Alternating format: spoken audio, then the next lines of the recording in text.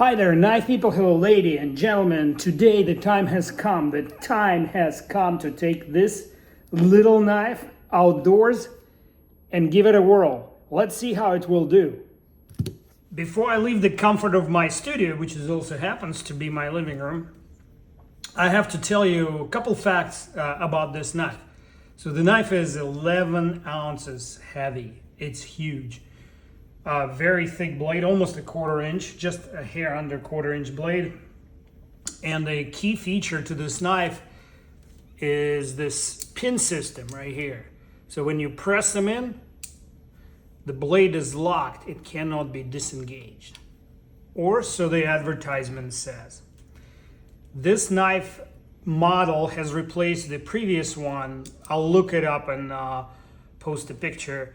That one is called Max Ace. You can see the resemblance, and this is also a brute of a knife. It had a screw-in little pin that screwed in, and then when you weren't using it, it screwed into the back of the knife, and you could carry it like that. And if you needed to do some heavy-duty work, you would screw it in. This one eliminates the step, and it has instead these pins.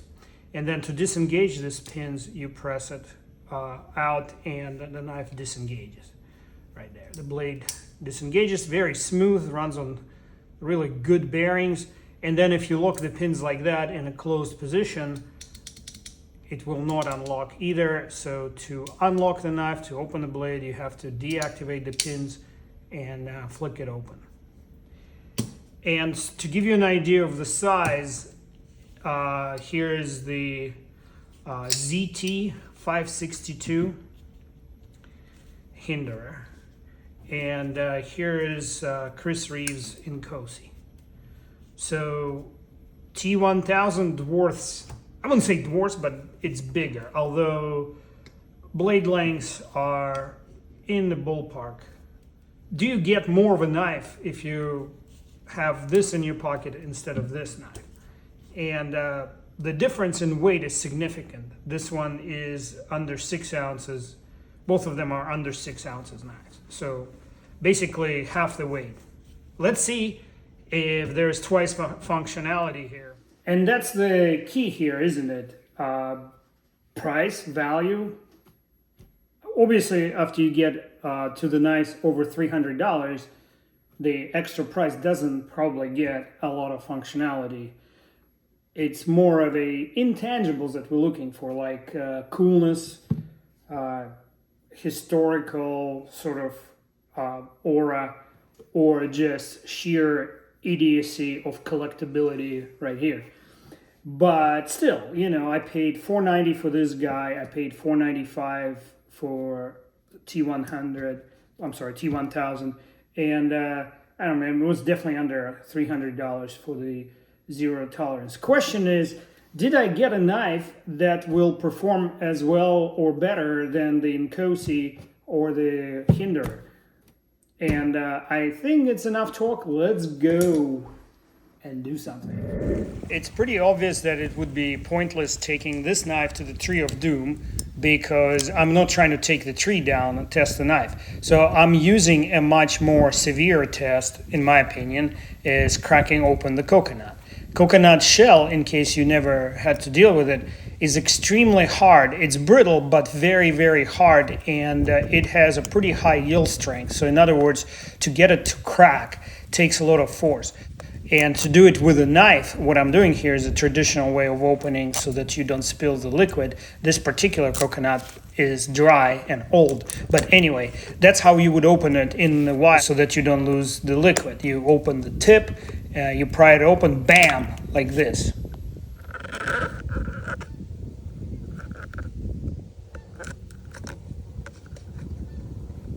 There's no liquid in this one and it's moldy, but let's continue anyway. And to get to the meat of the nut, you need to crack it, whack it on the spine, one of the 3 spines. And I'm going to do something I don't recommend doing, using the sharpened end of the blade. Boom. This T1000 made it look easy. In my previous attempts, it took a lot more than just one whack. And checking the blade for play, nothing wrong with the blade. Knife is as it was. And here's the most important part of the test: chopping, batoning, etc. There's a lot of buzz about this knife on the social media, and there's a lot of anecdotal speculation that this knife will withstand any abuse almost as well or as well as a fixed blade because of these two pins. And that's exactly what I'm trying to establish today. Okay, if like me you already purchased this knife and spent your hard-earned $500 or so on this interesting item, and you don't want to hear bad news, now is the time to stop and exit and watch something else, some other reviewer who is blowing smoke up Reate's ass. I will not do it, and from here the news aren't great. So those of you who want to see what happens, stick around. The rest of you, have a nice evening or whatever time of the day it is. So at this point, I'm starting to notice that the pins are slowly but surely working their way outwards into unlock position. So I keep checking, but I'm not correcting the pins because that's the purpose of the test.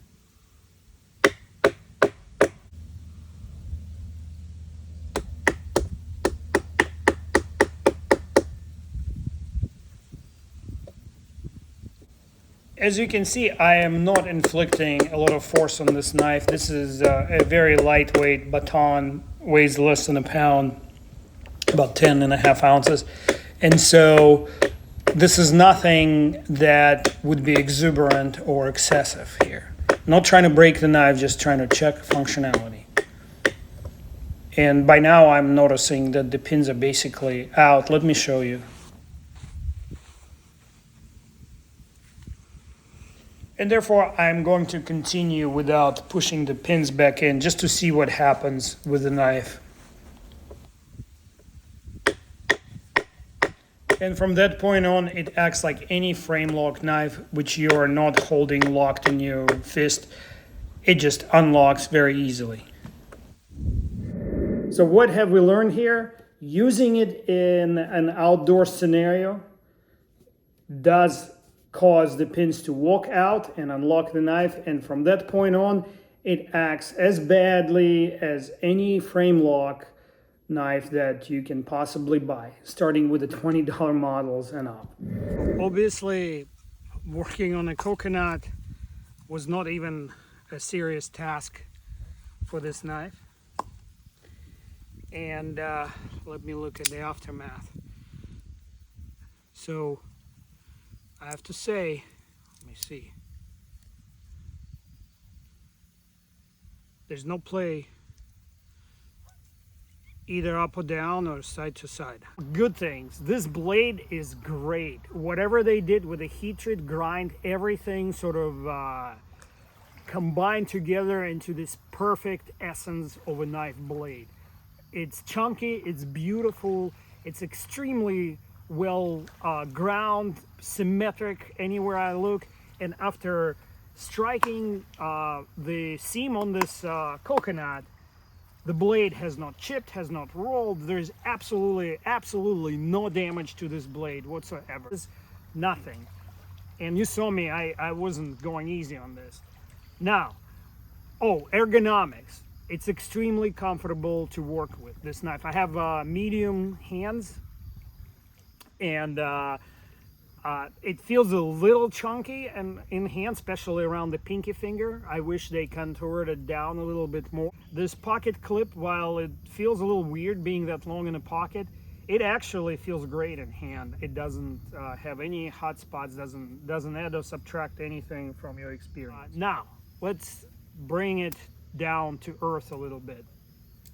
These pins are complete utter gimmick. Don't trust them, don't rely on them, folks.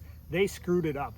Reate, you had a chance. I saw myself, I watched the video with a couple of videos with the influencers that you send this knife for review, and they all told you that you needed a detent. And if you think this just little clicky sound is a detent, I have news for you, it's not. You saw me knocking it out. Here I'm putting it in, and all I have to do is, hang on one second. Whack on the blade a little and it pops up. This one stays in, I pop that up, and the knife is closing on me, right in my hand. So, no bueno. Reate, you did not finish the job on this one. All right, for you, my friends who are urban ninjas, I have kind of bad news here. So first of all, I want to show you how this knife looks in the pocket. This is 11 ounce. This is a big knife. It's actually looks worse in the pocket than a 7.5-inch cold steel Espada, because the way that knife sits in the pocket, it actually hits the bottom of your pocket, so it doesn't create this wrinkled, ugly mess right here. So I don't know how you feel about the aesthetics of carrying a knife, but this is not attractive.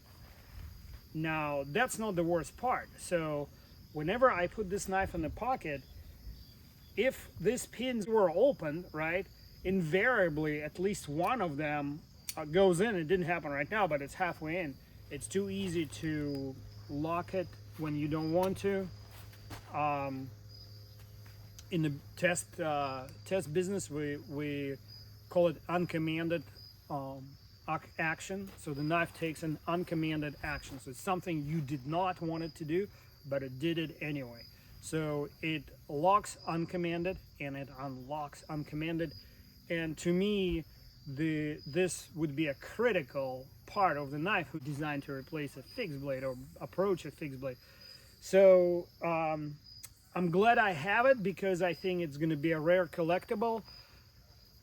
But taking it outdoors and using it as anything other than novelty to impress my buddies, I don't think so.